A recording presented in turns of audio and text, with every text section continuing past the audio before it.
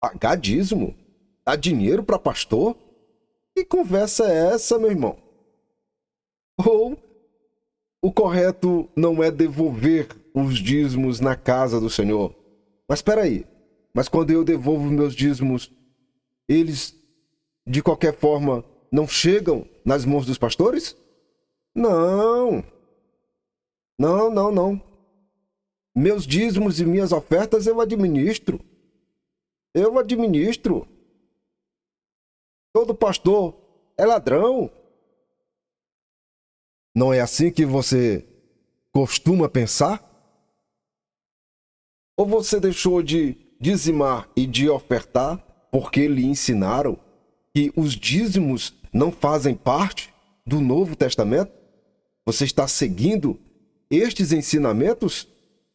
Ou por acaso você deixou de ofertar e deixou de dizimar porque numa caminhada da sua vida você se frustrou na lei da barganha de dar 100 para receber 1.000, de dar 1.000 para receber 2.000, 5.000, 10.000, e até agora esta proposta não foi cumprida depois que você ofertou? Talvez este é o motivo de você ter desistido? Afinal de contas, por que estas coisas são relevantes logo agora? Será que é necessário tratarmos destas coisas? Será que tem utilidade prática em desenvolvermos este tipo de pensamento? Vamos para o desenvolvimento deste vídeo. Graça e paz. A paz do Senhor Jesus Cristo. Shalom.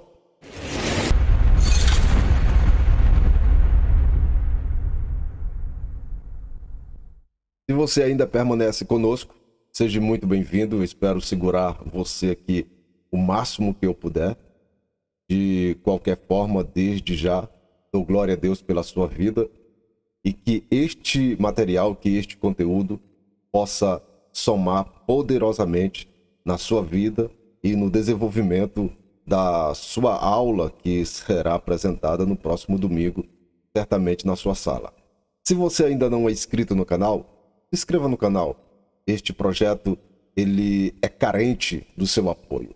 E a forma de você retribuir esta bênção é se inscrevendo, dando seu like, dando seu dislike, caso seja a questão, compartilhando com os seus amigos nos grupos de WhatsApp, nos indicando certamente para outros que têm uma necessidade de mastigar, de comer, de digerir, né, as escrituras sagradas em toda a sua beleza, em toda a sua pureza, porque estamos aqui para crescermos junto em graça e conhecimento e, de qualquer forma, que as nossas congregações possam sentir este desenvolvimento nas nossas vidas, porque, afinal de contas, são elas que vão coletar esta bênção sobre o nosso desenvolvimento dentro das Escrituras Sagradas. Então, mais uma vez, só para reforçar, se inscreva, deixe o seu like, faça o seu comentário, dê a sua opinião, compartilhe e vamos para o nosso desenvolvimento, vamos para a nossa lição, que é poderosa. Saímos da lição de número 9 com a existência dos desigrejados, os desigrejados já nascidos. Você pôde observar as fundamentações que dão origem a estes. E nesta lição, que é a lição de número 10, que é a sutileza contra a prática da mordomia cristã, nós estaremos, a partir de agora, discutindo sobre a administração da casa. E como nós mostramos no vídeo anterior, o desenvolvimento do pensamento do comentarista, cronologicamente, mostrando a gestação até o nascimento destes, que são os desigrejados, e nesta lição de hoje nós abordaremos o alimento que estes se alimentam, que é a questão da parte administrativa. Então, eu quero que você possa nos acompanhar poderosamente, nosso pensamento, sobre esta perspectiva. Se você não assistiu o vídeo anterior, dê uma passadinha lá. Vou deixar aqui o link aqui no card para você ficar por dentro da nossa linha de raciocínio. Então, agora nós vamos desenvolver e analisarmos o alimento dos desigrejados. Certamente você conhece alguém na sua congregação que ultimamente tem se reclamado da administração do seu pastor, administração da sua igreja. Certamente você já observou o rosto, a face destes, quando é lido o relatório mensalmente. Não sei se essa leitura é feita aí na sua congregação, mas na minha casa, periodicamente, o relatório mensal ele é dado para a nave da igreja em plenário, para você ter uma ideia. Não é um caso isolado, não é posto em um mural. Além de estar estas informações em um mural, ele é apresentado o relatório de entrada e de saída, bem desenhado mensalmente. Se a sua congregação não faz isto,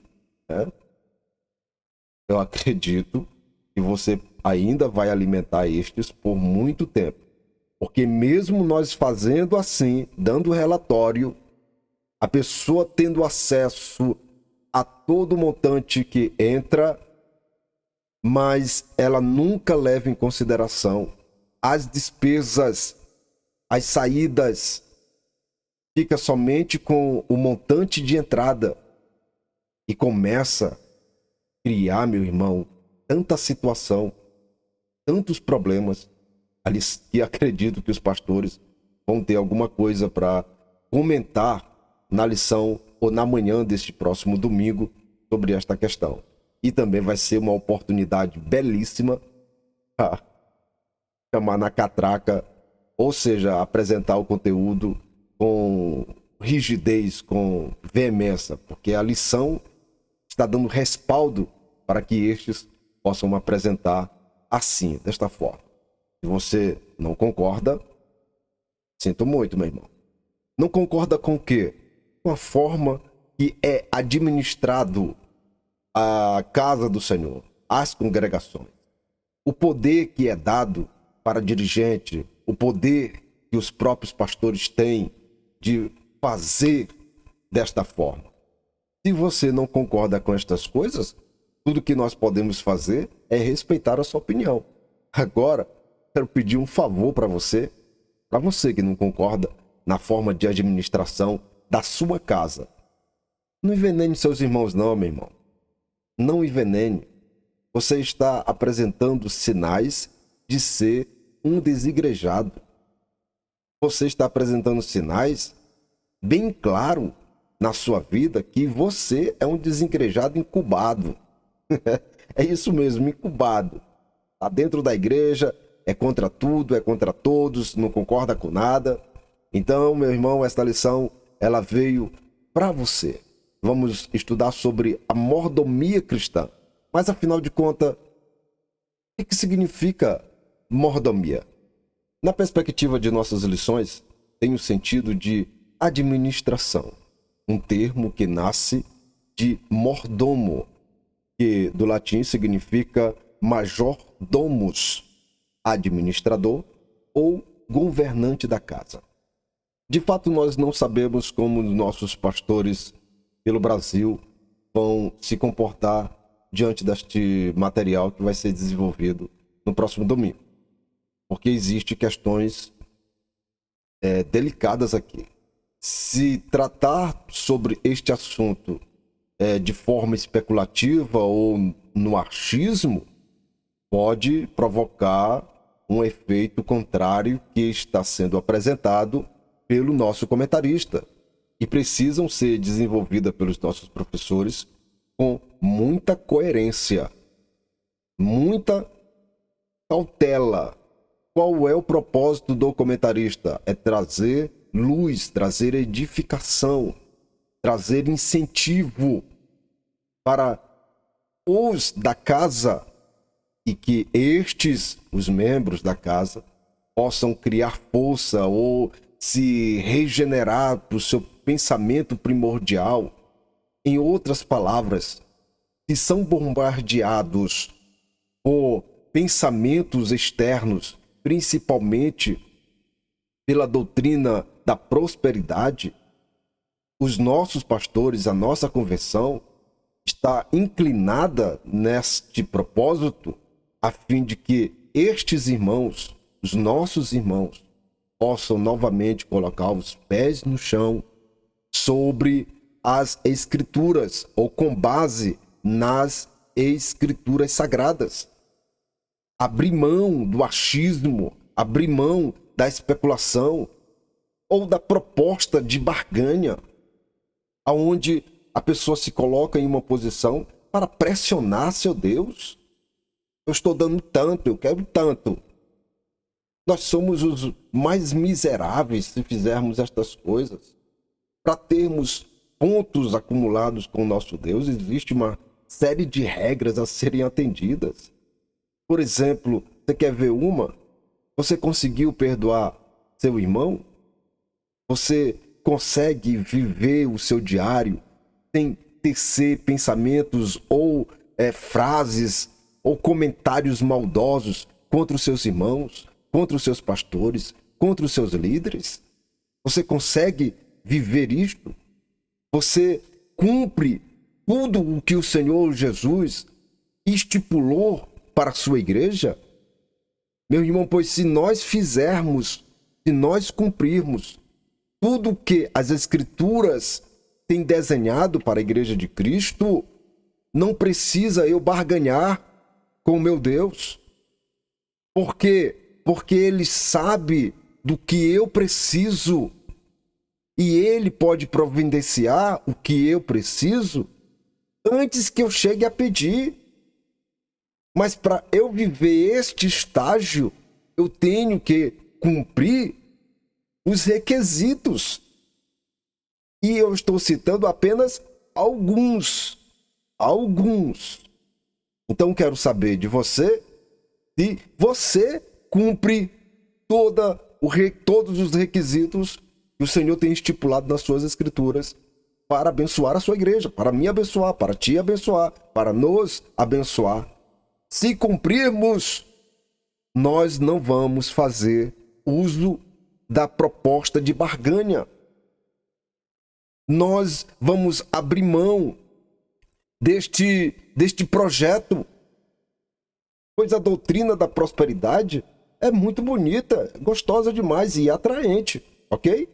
Muito atraente. Este aqui é o primeiro problema que os nossos professores vão ter em sala. Este é o primeiro. O ofertante. Eu, você.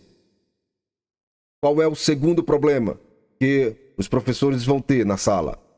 É como vão desenvolver aquele quem está por trás ou aqueles que estão por trás da doutrina da prosperidade. Nós temos receptor e temos o transmissor. Então, no primeiro caso que eu estou mencionando aqui, é o receptor. Agora, como é que vai ser apresentado? Os transmissores, aqueles que desenvolveram a doutrina. Você não está conseguindo entender nada, né? Ok. Como é que eles vão tratar sobre os líderes, sobre os pastores? Porque a doutrina da prosperidade não é desenvolvida pelos membros. Pois esta doutrina tem muitos pontos cegos, desconhecidos, as intenções por trás. Então tem muita coisa para se responder sobre a questão da doutrina da prosperidade. E esta doutrina pressiona a mordomia cristã, a administração segundo as Escrituras sagradas. Por uns, outros acabam pagando o pato, porque todos aqueles que fazem uso da doutrina da prosperidade, em algum momento, eles meteram os pés pelas mãos e acabaram caindo na boca do povo. Caíram em escândalos, saíram nas manchetes. Em contrapartida, quando os jornais pegam um caso desse, pega e enquadra todos os pastores e chama todo mundo de ladrão, chama todo mundo de corrupto, sonegador de imposto. E aí, meu irmão, vai. Aí o leque se estende. Então esse aqui é o segundo gargalo que os nossos professores vão ter dentro da sala de aula. Porque corre um risco de apresentar este ponto assinalando que o seu pastor seja um mau administrador. Isso aqui é o cuidado que os nossos professores têm que ter. Se o seu pastor é um bom administrador, meu irmão, dê glória a Deus pela vida dele. Se ele, de fato, cumpre na sua vida todos os requisitos, todos os atributos de um mordomo fiel, dê glória a Deus pela sua vida. E faça de tudo para segurá-lo com você quanto você puder. Porque como eles respondem à convenção, amanhã, mesmo eles não querendo ficar aonde estão se dando bem, a convenção pode pegar eles e botar eles em um furacão aí espalhado no Brasil. Que sempre é assim, quando é um bom administrador, quando ele consegue organizar a casa e deixa a casa funcionando, a convenção costuma pegar estes para resolver problemas provocados por outros. Então, se você tem um bom administrador na sua congregação, na sua igreja, zele por ele, ore por ele. Como é que você faz para segurá-los o máximo que você puder? Obedeça todos os pré-requisitos que são exigidos que façamos. Assim, vamos fazer com que a casa cresça poderosamente. Então, muita atenção, professores. Então, neste primeiro momento, nosso propósito é fazer com que os nossos cooperadores possam diluir qualquer informação que tenham adquirido no longo da sua vida sobre estas questões. Que tipo de questões? Sobre as questões de como são aplicados métodos de coletagem de ofertas e de dízimos. Porque essa doutrina que nós estamos estudando sobre a sua origem, em nossa lição de número 10, os métodos que ela usa, meu irmão, certamente já tem provocado aí situações desastrosas na vida de alguém. Porque até hoje deram tudo e até agora não apareceu nada. Ou seja, arruinaram-se financeiramente porque acreditaram naquilo que foi instruído para eles ou para elas. E até hoje essas estão frustradas, esperando. Aí você sabe qual é o assustador disso tudo? Porque vem aquela frase: estou esperando em Deus. Meu irmão, você fez parte, foi de um calote. Certamente você do outro lado da telinha pode espernear agora nesse momento, dizendo que a igreja no seu primórdio era assim, dava tudo. Meu irmão, mas você sabe o contexto que a jovem igreja viveu no primeiro século? Você consegue traçar um perfil da vida dos apóstolos, como eles viviam? Você já, em algum momento da sua vida, já estudou sobre a vida do apóstolo Paulo? Como ele era pesado na congregação? Você já estudou isso aí? Você já viu alguma coisa ou alguém já falando a respeito? Nós já tivemos aqui lição. Se não me foge a memória, foi o primeiro trimestre que nós desenvolvemos sobre a vida do apóstolo Paulo. Você viu o que ele fazia para se sustentar, para não ficar pesado para a igreja de Cristo? Então, usar estes argumentos não são viáveis. A falta de conhecimento do povo é tão grande que ficam fáceis ou se tornam presa fáceis destes camaradas, destas propostas. O contexto é outro. Meu irmão, enquanto está sendo exigido que você dê tudo, observe como é a vida destes camaradas, a vida de ostentação destes camaradas. Não bate com o que está sendo anunciado ou pregado. Não bate. Então nós temos a missão de fazer com que você, meu irmão, que de certa forma está nos acompanhando e que participa das nossas EBDs, abrir mão destes pensamentos, destas propostas. Porque o pensamento da igreja primitiva não valia apenas para um, ali era para todos. Agora, uma coisa certa, os apóstolos administravam tudo que coletavam. Sim, coletavam, mas não ostentavam. Observe como era a vida deles.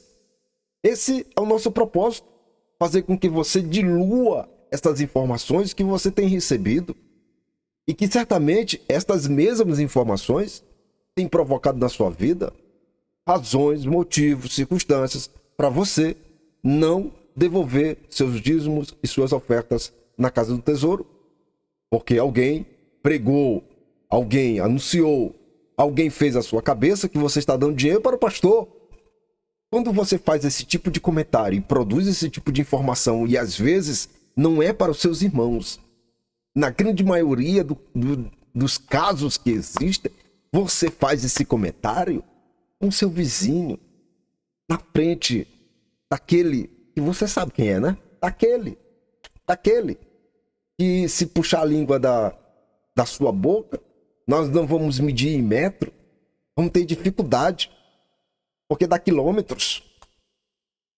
Aí você esquece, o que você esquece quando você faz esse tipo de comentário? Você esquece que quando você sai da sua casa para ir ao culto, lá tem um templo feito. Tem um templo climatizado. Então, se tem um templo e se é climatizado, aqueles climatizadores não foram de graça. Não foram doados por terceiros. Lá foi por dízimos e ofertas. Agora, você não dizima e nem oferta, mas está usufruindo do mesmo, sem merecer. Quando você produz esse tipo de comentário, está dando dinheiro para pastor, você esquece que a cadeira que você senta, o banco que você senta, a caneta que o secretário usa, o papel que o secretário usa, o computador que o secretário usa, são adquiridos, meu irmão, com dinheiro de dízimos e ofertas. E você não pode esquecer que quando você chega lá, para ter o climatizador funcionando, precisa ter energia. Se a sua congregação faz transmissão pelas redes sociais, precisa de uma internet boa. Tudo isso é de graça. Precisa de água quando você precisa usar os WC. Precisa de uma estrutura para lhe atender. Você esquece de tudo isso. Ou você pensa que as igrejas, elas têm convênio com o município e recebem uma parte da verba orçamentária do município para se manter? Não, meu irmão. Lá é produzido com dízimos e ofertas. Agora a questão aqui é que você não contribui, certo? Então você não deveria sentar no banco, na poltrona, na cadeira. Você não poderia entrar. Se você entrasse, mesmo que entrasse, você não deveria se sentar. Você não poderia se reclamar se o ambiente não está favorável ou não. Por quê? Porque você não contribui. Mas você, não sei quem foi que colocou você como fiscal destas coisas. Mas isto não é tudo. Existe uma parte mais preocupante que dá dor de cabeça para os pastores. Veja bem, nós estamos falando aqui dos membros. De membros. Agora, como se não bastasse, nós temos dirigentes espalhados aí pelo Brasil e pelo mundo, que os mesmos não devolvem os seus dízimos. Podem até ofertarem, mas não devolvem os seus dízimos. Qual é o argumento? O argumento é que o dízimo não foi estipulado no Novo Testamento. Já que nós vamos chegar aqui, ainda estamos dentro do primeiro ponto. Eu poderia estar mostrando a estrutura da nossa lição, mas nós não vamos fazer isto no momento. Vamos ver como vai desenvolver este processo e, na medida do possível, a gente vai melhorando. Então, este pensamento existe na vida de dirigentes. O assustador disso tudo é que os dirigentes recebem uma comissão, meu irmão, e este montante, ele vem justamente da coleta dos dízimos e das ofertas. Então veja só, o camarada não devolve seu dízimo, mas recebe dos dízimos dos irmãozinhos, de você. Você pensa que isso não existe? Às vezes pode estar acontecendo do seu lado. E para terminar de arruinar tudo, eles ainda propagam que o dízimo é opcional. Você está vendo aqui a gravidade desse tipo de informação? Como esta lição que nós vamos abordar na manhã deste domingo vai ser um alimento tremendo nas nossas vidas, nas suas vidas. E eu espero que estes possam diluir este tipo de pensamento, esse tipo de informação. Para fecharmos o pensamento dos métodos usados para a coleta de dízimos e ofertas, vamos ler um texto e, após o mesmo, vamos retornar sobre a questão destes que não devolvem seu dízimo, porque o Novo Testamento não menciona, ou seja, não é exigência do Novo Testamento. E quem escreveu foi o apóstolo Pedro, capítulo de número 2, versículo 3, 2 Pedro, capítulo de número 2, versículo 3.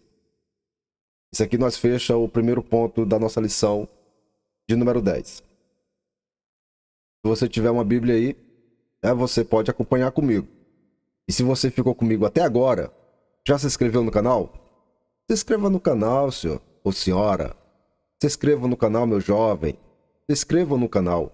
Apoie este projeto. Estamos trabalhando aqui arduamente para lhe entregar o melhor, tá? Lhe entregar o bom, o agradável, para lhe entregar um alimento sadio, segundo as Escrituras Sagradas, sem segundas intenções, para lhe abençoar no final das contas. Porque esta é a nossa intenção. Inscreva no canal, deixe o seu like, faça o seu comentário, tá? Compartilhe com o seu amigo, com o seu irmão, com o seu vizinho, com aqueles que têm dificuldade de cumprir aquilo que é imposto, segundo as Escrituras. Nós não estamos falando aqui de ditadura.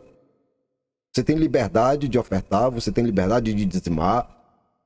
E estas que dizimam e que ofertam só fazem porque creem nas Escrituras. Fechando o pensamento dos métodos usados para a coletagem de verba ou de dízimos e ofertas. Verbas, quem usa esses termos são desigrejados, aqueles que sempre ficam procurando coisinha, ok? 2 Pedro, capítulo de número 2, versículo de número 3. A edição Revista Corrigida. E por avareza, farão de vós negócios com palavras fingidas, sobre os quais, já de largo tempo, não será tardia a sentença, e a sua perdição não dormita. Isso aqui é a nossa edição Revista Corrigida. Você não compreendeu o negócio?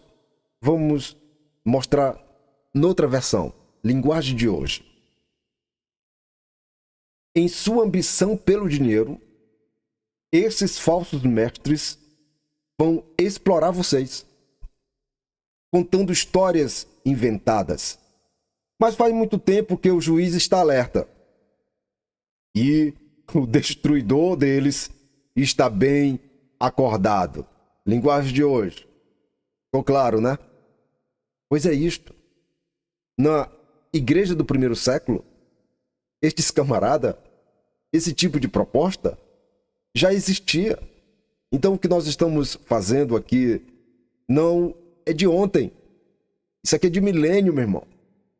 Milênio. E os pastores têm que estar atentos, têm que ficar produzindo justificativa, têm que se defenderem de acusações grosseiras, agressivas, todo o tempo, todos os dias.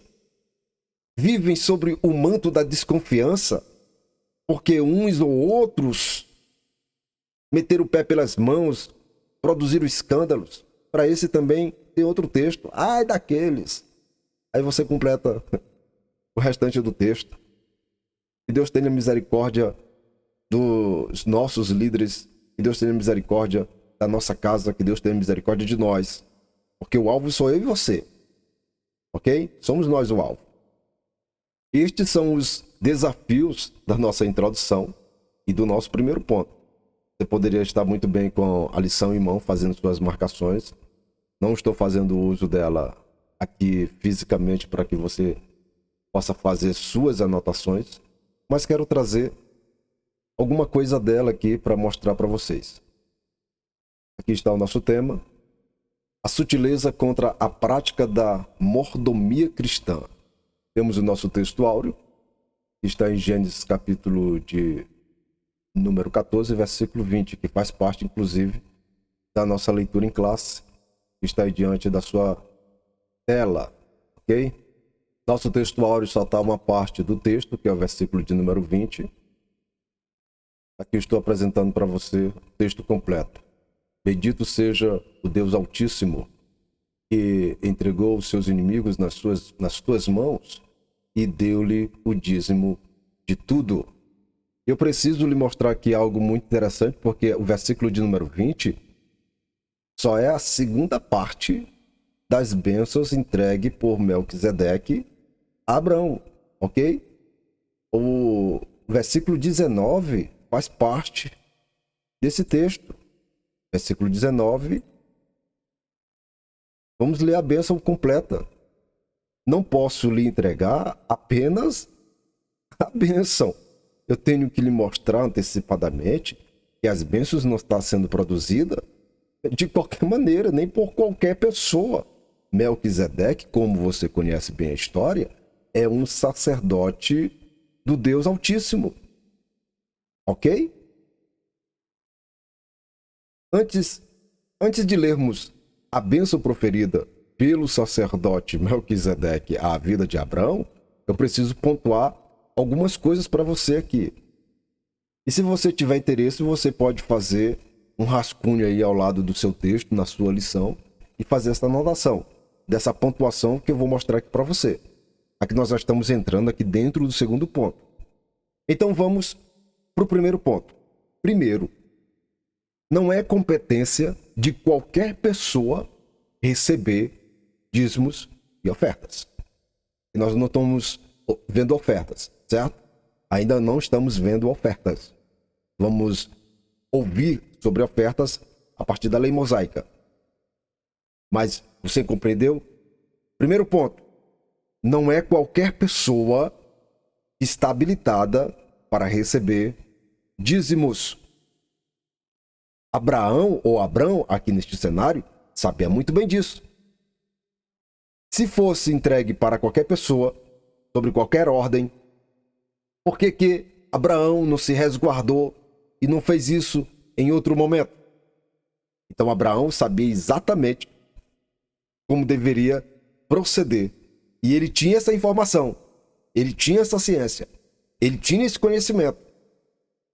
Que não é qualquer pessoa que tem a responsabilidade de receber dízimos. Essa aqui é a primeira. Segundo ponto que nós notamos aqui neste texto claramente. Abraão tinha ciência que ele não tinha responsabilidade de administrar o que não era dele. O que era atribuído ao Senhor como dízimo. Segundo, tá? Segundo ponto. Tá anotando aí, né? Segundo ponto. Abraão tinha a ciência de que ele não tinha o poder de administrar os dízimos do Senhor. Segundo ponto. Você está vendo aqui a gravidade disto aqui nos nossos dias? Quando você diz que você administra o seu dízimo? Você sabe aonde vai aplicar? Você sabe para quem vai devolver? Você sabe aonde vai investir? Porque você está dizendo que o pastor não sabe aonde aplicar o dízimo? Abraão que está dando aqui uma lição de moral para a igreja de hoje, do século 21. E olha que estamos falando aqui séculos-luz antes da lei mosaica. Esse aqui é o segundo ponto. Tem mais um ponto? Nós conseguimos produzir mais um ponto.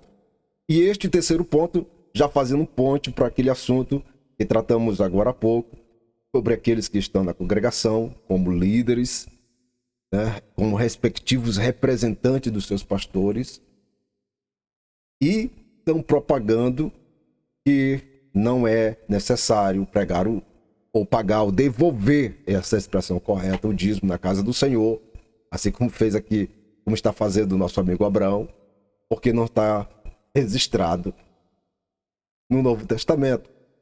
Terceiro ponto. Abraão está devolvendo o dízimo antes da lei mosaica. Quer dizer que a prática do dízimo já existia muitos anos antes da composição da lei mosaica. Cabeçudo. Eu tenho certeza que em algum momento da sua vida você já pregou ou já ouviu alguém pregando sobre não remover os fundamentos que o Senhor determinou para a humanidade, para o homem. Você nunca ouviu nada a respeito? Abra sua Bíblia, pegue a sua Bíblia. Provérbios, capítulo de número 22, versículo de número 28. Edição Revista Corrigida. Não removas os limites antigos que fizeram teus pais.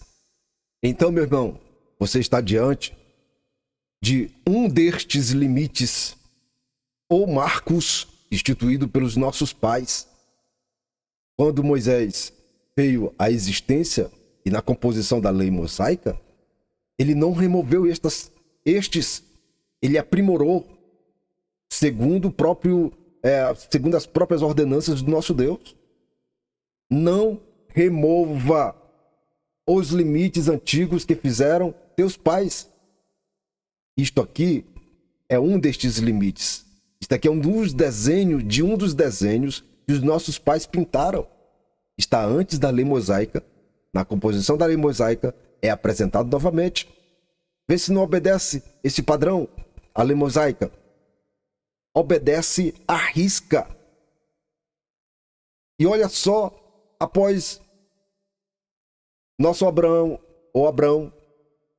de ter feito este ato inesperado que certamente as escrituras não revelam, mas pela a tonalidade, pela composição da escrita e como Melquisedeque se expressou, nós estamos aqui diante de um homem realizado diante do seu Deus, por encontrar mais um que acredita, que crê nas suas bênçãos. E aqui o que lhe acontece? Transfere bênçãos. Olha a bênção de quem cumpre estes marcos. E abençoou e disse: bendito seja Abrão do Deus Altíssimo, possuidor dos céus e da terra. E bendito, reforçando aqui a bênção sobre a vida do nosso pai Abrão, seja o Deus Altíssimo.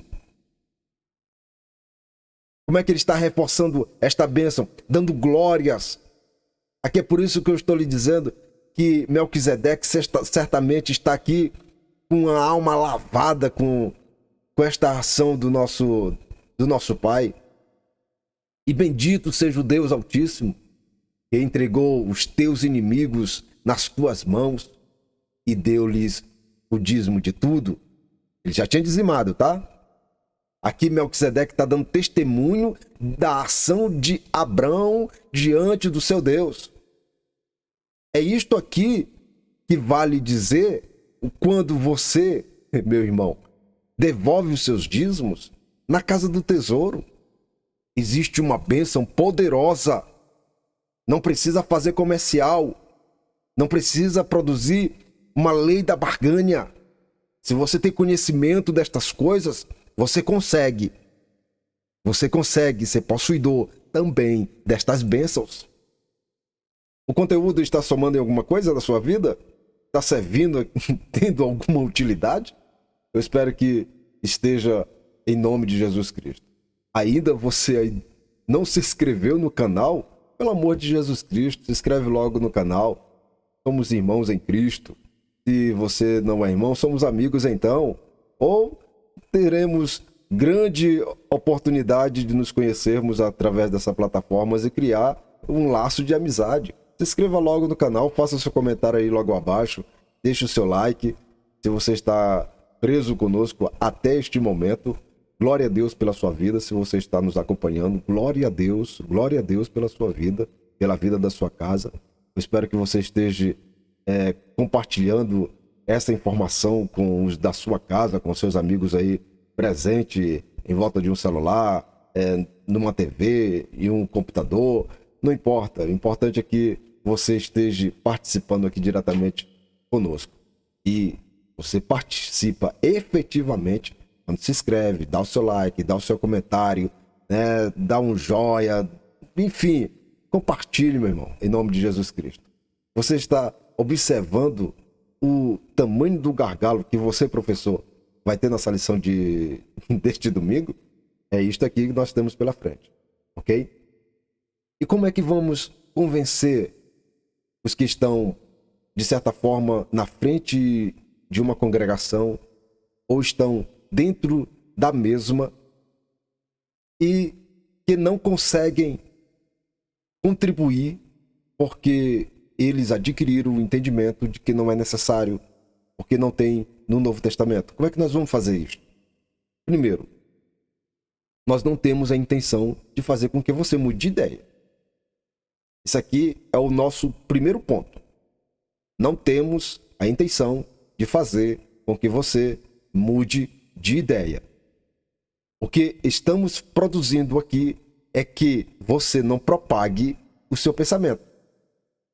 Que você não venha envenenar a vida de outros irmãos.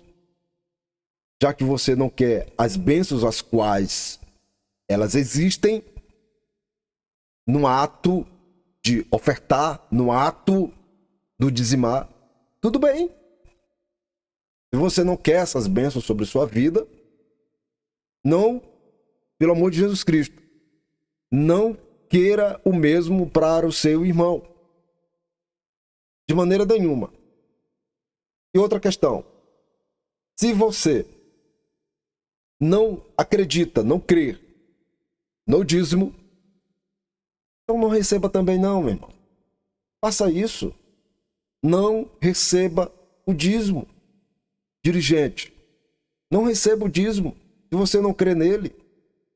Para começo de conversa, quando você for dirigir o culto com os seus irmãozinhos, eu não sei como é que você vai fazer, mas você não deveria sentar na cadeira, você não deveria usar o microfone, você não deveria usufruir da luz da nave da igreja.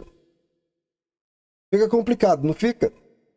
Porque no momento em que você entra nas dependências do templo, da nave, da casa, meu irmão, ali tudo é produzido com dízimos e ofertas.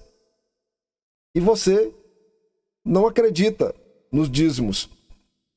Como é que nós vamos fazer agora com essa questão? Vai ser complicado.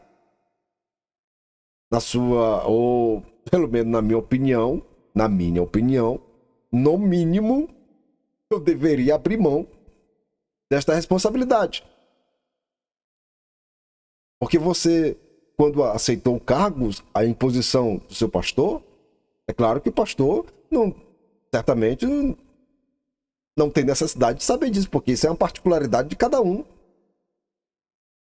Mas certamente o seu pastor já sabe Porque o seu nome não aparece em lugar nenhum.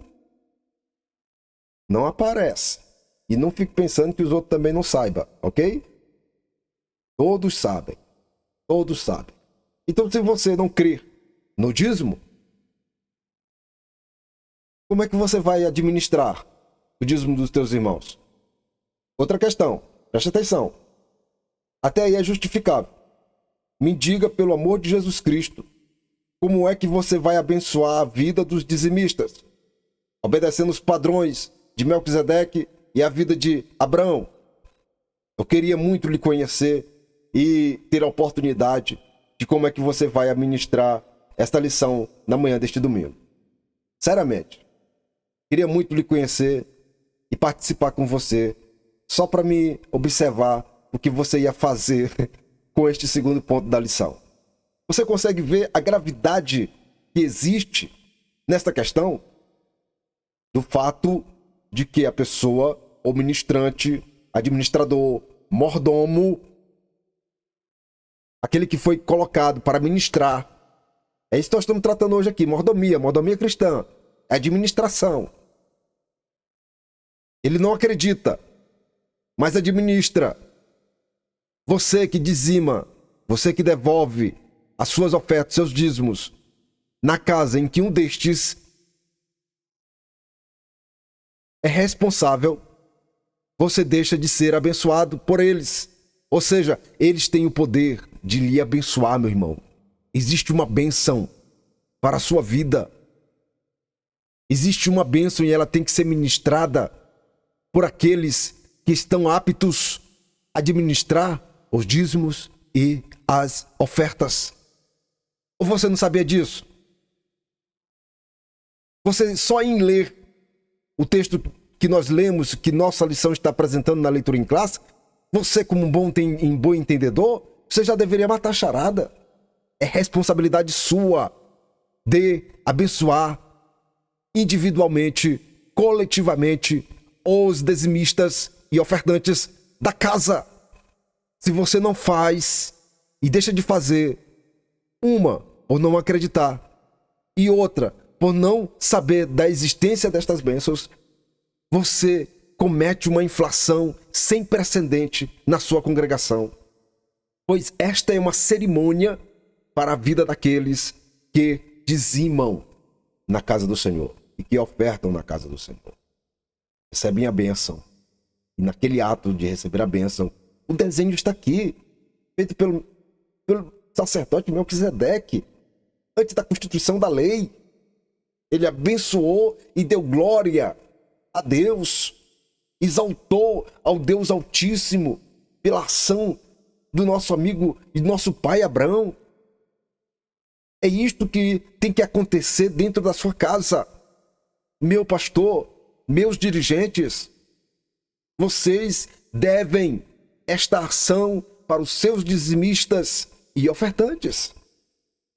Então, meu irmão, estes que defendem esse tipo de pensamento, seus fundamentos são frágeis, muito frágeis, e causam um prejuízo muito grande na vida dos leigos, na vida daqueles que precisam das bênçãos do seu Deus e que são neutralizadas por estes que defendem um pensamento como este.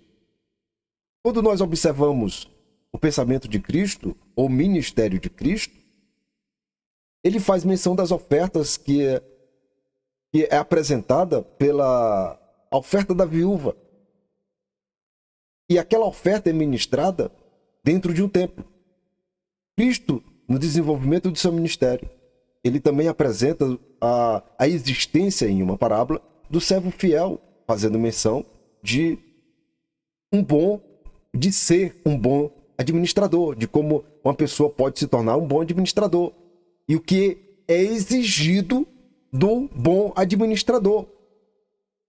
Este é o propósito, um dos propósitos da parábola do servo fiel. Em um outro cenário, tratando-se especificamente de dinheiro, de contribuição, nós temos o cenário onde aparece o mesmo, que é Cristo, sendo obrigado a cumprir o que tinha sido estipulado pelo Estado, que era a questão dos impostos, onde em determinado momento ele produz a expressão dar a César o que é de César e a Deus o que é de Deus. Fazendo menção à questão, nós estamos fazendo aqui uma composição de administração, de recursos, de dinheiro, de coleta. Em nenhum momento o Senhor está obrigando.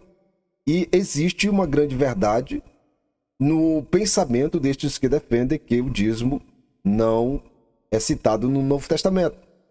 Estes são alguns pontos que a gente pode usá-los para fazer uma correlação com o que Cristo não disse no Novo Testamento, que diretamente foi em relação da aplicação ou da prática do dízimo. Então, qual é a correlação? Primeiro, existe dinheiro no assunto.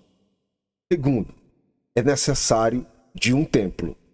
Terceiro, não existe um templo, então a viúvinha estava ofertando no meio da rua.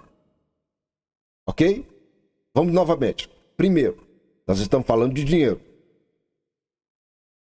Cristo aqui, tá? Na perspectiva de Cristo, nós estamos fazendo a correlação.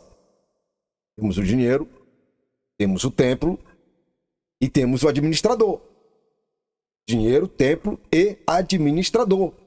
Então, se nós temos administradores, aí você pode perguntar, e qual é a relação dos tributos? É que o Estado tem seus mecanismos para coletagem dos seus tributos. Assim, da mesma forma, o templo também existe dispositivos para coleta do que é entregue para Deus. Nós estamos fazendo a correlação. Então nós concordamos em um ponto. Em nenhum momento Cristo mencionou sobre dízimos. Concordamos perfeitamente. De fato, concordamos com isto. Mas tem uma coisa aqui. Agora você me escute. Tem outra questão por trás desta. Cristo em nenhum momento fez menção em devolvermos o dízimo. Mas também, em nenhum momento, ele falou o contrário. Em nenhum momento ele falou o contrário. Se ele tivesse anulado em algum momento do seu ministério ou pós sua ressurreição o ato de dizimar, se ele tivesse anulado, que sentido teria de ofertar? Que sentido teria as primícias? As primícias não são os dízimos. É importante que você fique muito atento com isso. Às vezes tenho ouvido muitos fazendo comentário tratando primícia como se fosse dízimos. Não são. Primícias é um punhado. Um punhado. Dízimo é a 10ª parte. Então nós temos primícias, temos dízimos e temos ofertas. Se Cristo, como o texto, a nossa lição vai apresentar, que ele não veio para abrogar ou anular a lei e cumprir toda a lei, mas você precisa ter uma coisa em mente, que os dízimos já existiam antes da lei. O ato de dizimar é um marco constituído pelos nossos pais e eles são irrevogáveis. Não podem serem removidos, porque Deus constituiu assim. E quando eu vejo Cristo abençoando aquela velhinha, aquela viuvinha, quando ofertou, fazendo menção de sua oferta, ele está deixando bem claro que toda cerimônia na contribuição é válida. Você consegue entender isto, meu irmão? Toda contribuição que está proposta dentro da lei é válida. Mas Cristo não cumpriu toda a lei? Você precisa voltar para a sala de aula e se sentar novamente. Discutimos isto em trimestre passado. Vou refrescar aqui um pouquinho do que nós estudamos nos trimestres passados. No segundo trimestre, para ser bem específico, parece que nós esquecemos das coisas tão fáceis. o que nós estudamos no segundo trimestre? Sobre a questão do Sermão da Montanha. A fundamentação do Sermão da Montanha. Mostrei para você aqui categoricamente, fato por fato, a existência e a composição dos mandamentos do Novo Testamento. Inclusive, vou deixar aqui na descrição novamente o dossiê que nós produzimos do segundo trimestre sobre os mandamentos que constituem ou que compõem a base do Novo Testamento e seus estatutos.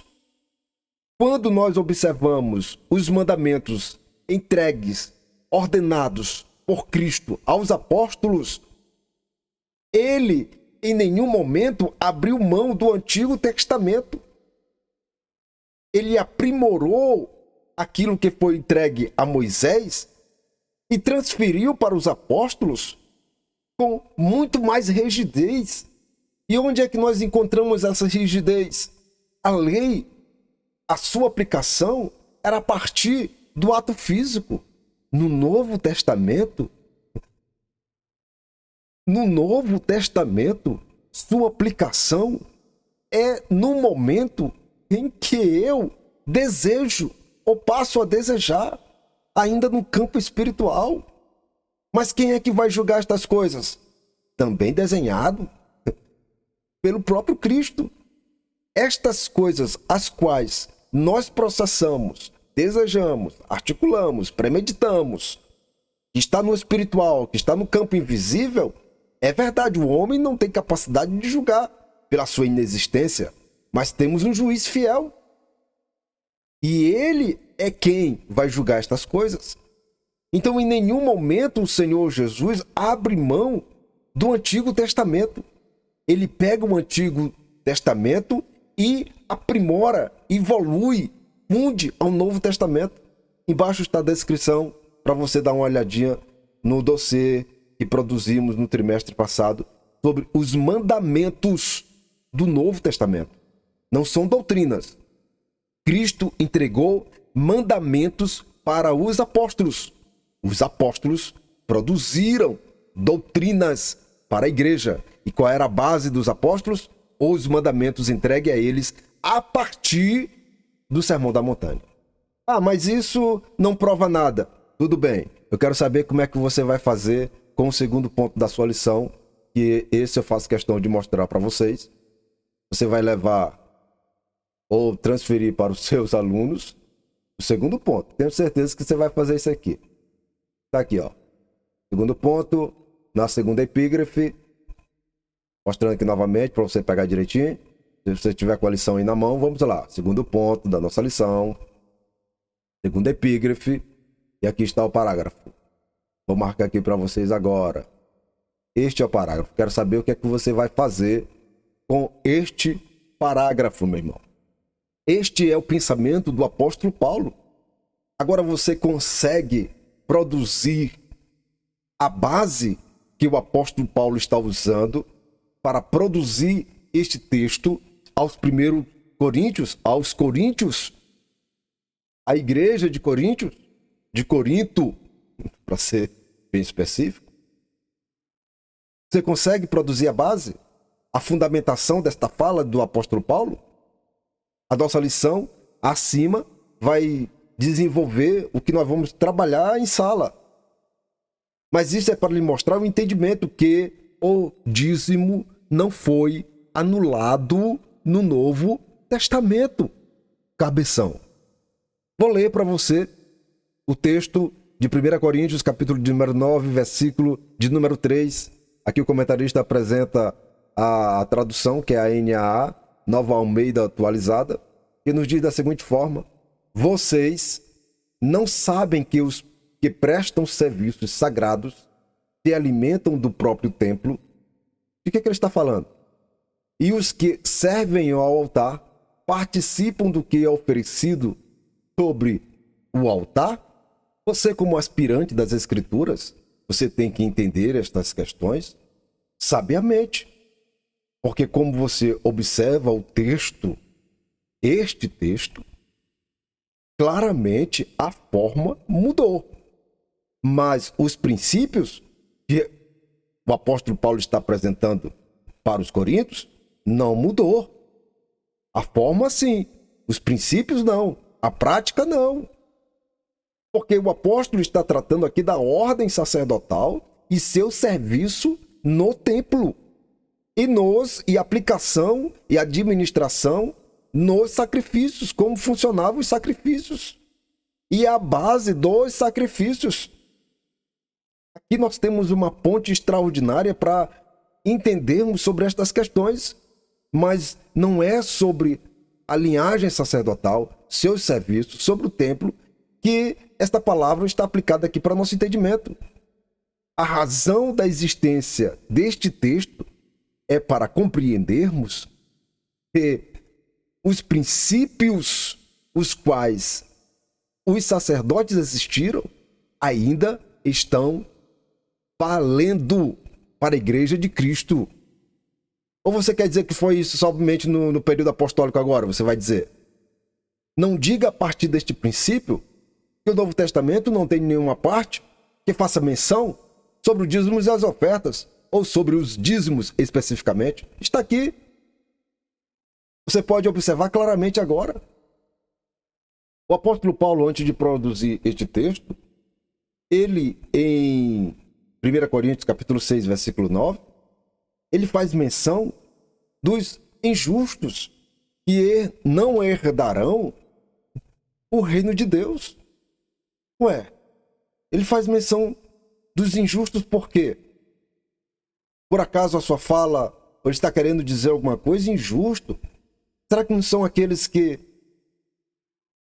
não devolvem, não agradecem ou não glorificam o seu Deus com seus bens?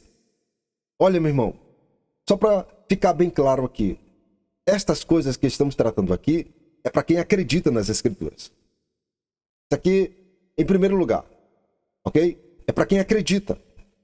E nós cremos nas Escrituras. No nosso ato, no meu ato de dizimar e de ofertar, existe uma bênção. Esta bênção ministrada pelo administrador, pelo mordomo da casa. Ou se você não acredita, sinto muito. Isso é para quem acredita, para quem crê, para quem ama as Escrituras. E você observando a continuação do pensamento do apóstolo Paulo no capítulo 6 de 1 Coríntios, no versículo de número 10, ele vai falar sobre os avarentos. Os mesmos aparecem na composição a carta a Timóteo, 1 Timóteo capítulo 6, versículo 10. Paulo advertindo, prevenindo Timóteo sobre a existência destes camaradas, dos avarentos. Quem são estes avarentos? São os mesmos injustos? Os injustos se transformam em avarentos. Para você ter uma ideia, que de 1 Coríntios, capítulo 6, no versículo 9, dos injustos, a existência do avarento, existe outros no meio lá. Existe a existência de outros. Não vou mencionar aqui que você vai desenvolver isso na sua sala. Nós estamos pegando aqui o injusto e estamos pegando o avarento. E possivelmente, estes, do versículo de número 9, no final das contas, todos eles dão um avarento, no final das contas. E o apóstolo Paulo está advertindo Timóteo sobre a existência desses camaradas. Esses que amam o dinheiro. Amam o dinheiro. Amam o dinheiro. Não querem abrir mão do dinheiro. Você está vendo aqui a dissonância nisso aqui? Eles não contribuem, mas eles amam o dinheiro. Meu irmão, este é o ponto mais alto que eu considero da lição. Porque estas coisas estão sendo desenvolvidas dentro da casa e pelos nossos. Então, quando estas coisas existem e são propagadas dentro da casa, você dizimista, você ofertante, deixa de receber as bênçãos que existem, as bênçãos daqueles que foram levantados para administrar. Então, estes são os ataques existentes contra a mordomia cristã, contra a boa administração, Estes são as setas, as flechas, as lanças que são lançadas e que os pastores e convenções têm que estar combatendo, se defendendo todo santo dia. Todo santo dia. E para fecharmos este pensamento, dou glória a Deus desde já, se você acompanhou e esteve conosco até agora. Sou muito feliz, muito grato por isto. E vamos, a partir deste, produzir material antecipado para abençoar a sua vida, em nome de Jesus Cristo, porque este é o nosso propósito.